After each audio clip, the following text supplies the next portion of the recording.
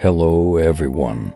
In this video we are going to hear from Simon about a horrible and mysterious event that happened to him when he was only 8 years old. What do you think about what happened to Simon? How could it be real? Let's meet in the comments.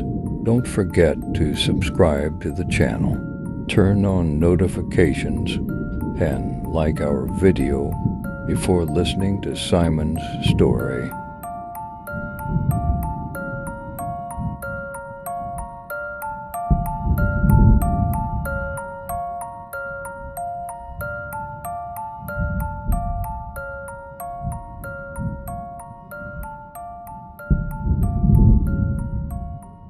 Bedtime should be a happy time for a tired child, but for me it was a nightmare.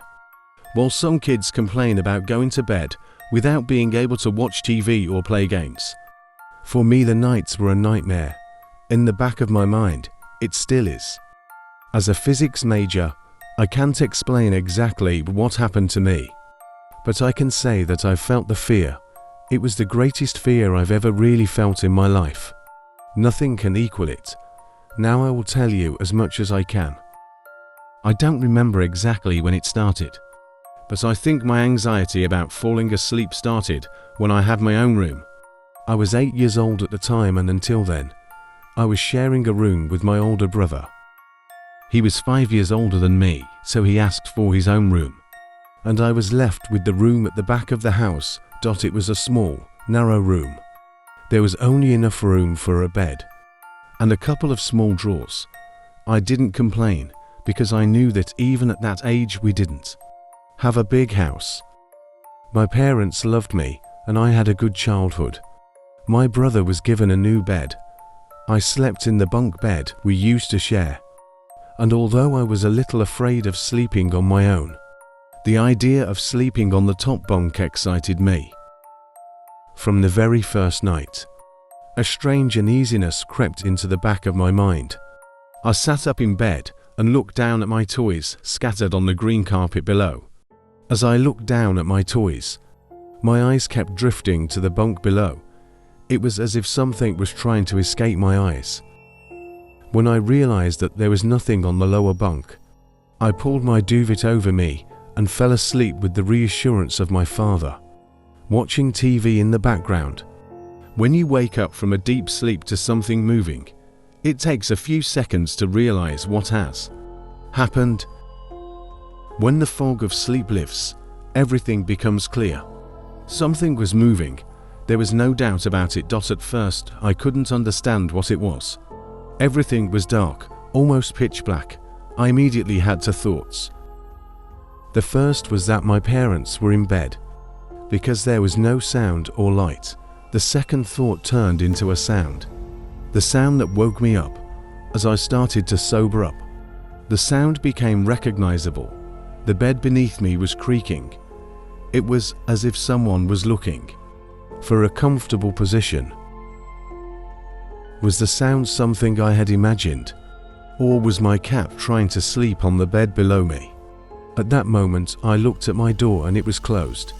Maybe my cat had come in when my mom opened the door to check on me. Yes, that must have been it. I turned my face to the wall and tried to go to sleep. As soon as I turned over, the noise downstairs stopped. I think I had disturbed my cat, but I quickly realized that the visitor downstairs was something more insidious than my cat. The thing downstairs suddenly started to toss and turn on the bed like crazy, as if someone was throwing a tantrum. I was thoroughly frightened. My eyes widened with fear and started to get wet. I cried. I called my mom, like every little kid does. There was movement at the other end of the house. After I shouted, the thing downstairs turned into a maniac and shook the bed like an earthquake. I chose to stay in bed instead of going downstairs.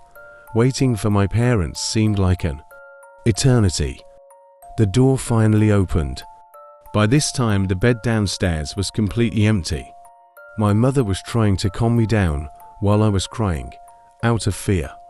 I couldn't tell my mom what I was afraid of. I had a feeling that, if I mentioned her, she would come back. My mom slept on the bed downstairs and said she would stay there until morning, but I hardly slept at night. The next morning I wanted to go anywhere but that room. It was a Saturday morning. I was playing with my friends in the garden, and there were lots of bushes and tall trees. So we felt like we were having an adventure on an exotic island. As I was playing with my friends, my eyes fell on the window of my room. It was as if that thing was watching me in the morning and at night, when I was alone. It would get angry and give me a nightmare. It may sound strange, but when they let me back into the room I didn't object. I had no proof anyway. I climbed into my bunk upstairs and went to bed. At night, as I lay motionless with fear, suddenly my heartbeat quickened. Crunching was coming from downstairs again. This time a thought began to circulate in my mind. Ghost. Soon the crunching below gave way to breathing. I could imagine his chest rising and falling. The house was quiet again. The breathing continued. I wanted him to go away, to leave me alone. I was lying there in silence. What did he want? Then something happened that really scared me. He moved. It was different from the way he moved before. Like an animal, I felt him sit up on the bed. There were only a few boards between us. His breathing got faster and faster. I was lying there. My eyes were filled with tears. My throat started to burn. This fear was indescribable. I didn't think such fear existed. But I was wrong. I wondered what it looked like. I was trying hard not to let him know I was awake. He started touching the board separating the two beds. Then with great force, he hit the wood. I was so scared. My mom came again and hugged me. She asked me what happened. I said the same thing again. Nightmare. These strange events continued 4 weeks. Every night I would wake up to the crunching of the bed. The bed would shake like crazy, and it would stop when my mom came. Every night my mother slept downstairs, not knowing what was going on. Most nights I called in sick and stayed with my parents. I didn't want to be alone with this thing at night. For some reason this thing never showed up when my mom was with me. The same could be said for my father, but it was very difficult to wake him up from his sleep. After a few months, I got used to my night visitor. Don't think of it as a friendship. I just accepted him. The days would get harder. My grandfather was sick. He was going to die. My mother started to stay with him. That day I rushed home and put all my things on the bed downstairs. I didn't want her to come there. When it got dark, I lay on my bed, knowing that my mom wasn't home. I didn't know what to do. My only plan was to get the crucifix from the jewelry box. Even though my family wasn't very religious, I believed in God, and I knew He would protect me. As I held the cross under my covers, I hoped I wouldn't wake up until morning. Unfortunately, this night was the scariest. I woke up slowly. The room was dark. There was no sound, breathing, creaking, nothing. The room seemed lifeless. Lifeless, but not empty. The night visitor was not in the lower bed. He was in my bed. I opened my mouth to scream, but I couldn't say anything. I stood still. If I couldn't scream, he mustn't know I was awake. I couldn't see him, but I could feel him, standing at the end of my duvet. I'll never forget the weight I felt. If it was summer, there would have been some light. But in winter, there was no light, so I slept in pitch darkness. Sometimes fear takes you prisoner. Pure fear. I had to get out of bed. Just then I remembered the crucifix in my hand. But it was gone. Either it had fallen down, or I don't even want to think about it. It had been taken away. Without the cross, all hope was lost. Even at that age I knew about death, and I was afraid. If I stayed in bed I would die. I had to run, but what if he was faster than me? Could I get down without disturbing him? When I tried to sit up and realized he wasn't moving, strange thoughts came to me. What if he was asleep? Maybe he was playing a game with me. Maybe he was waiting for me to wake up, like an animal catching its prey. I tried to breathe as slowly as I could. With all my courage, I slowly started to lift the duvet off me. Just then my hand hit him. I started trembling all over with fear. He didn't do anything. He looked dead. I wanted to touch his face. I was so curious about him until today. God, he moved. He moved and grabbed me. Tears welled up in my eyes. I wanted to cry, but I couldn't. When I looked at the wall, I saw that he wasn't on top of me. He was on the wall like a spider. Suddenly, he squeezed me tighter. As if he realized I was trying to escape from him, he started pulling me against the wall. I started fighting for my life. I was trying to get away, but he was too strong for me. I started crying. I started screaming, but no one came. I realized why he was trying to take me right away. It was dawn. He pulled me quickly to his chest. I felt his breath, cold as ice dot as the sun rose. Light filled the room. He put his claws around my neck and took my life from me. I woke up to find my father making me breakfast. I had survived the most horrible night of my life.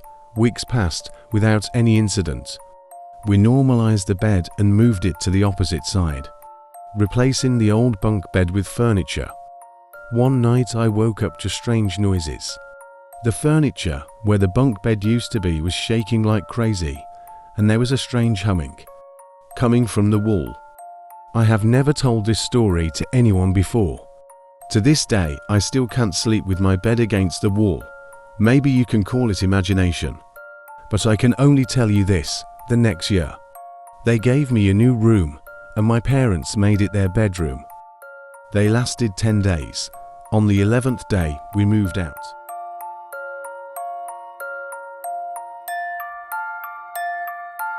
What do you think about this story?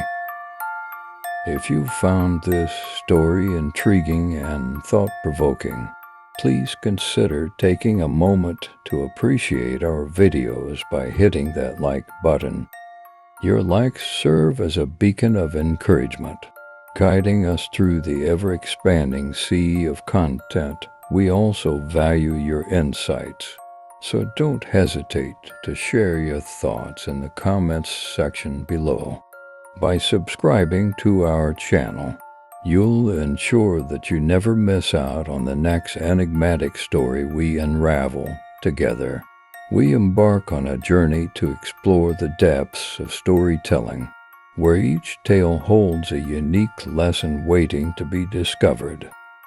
Thank you for being a part of our storytelling community. And remember, your support fuels our creative endeavors.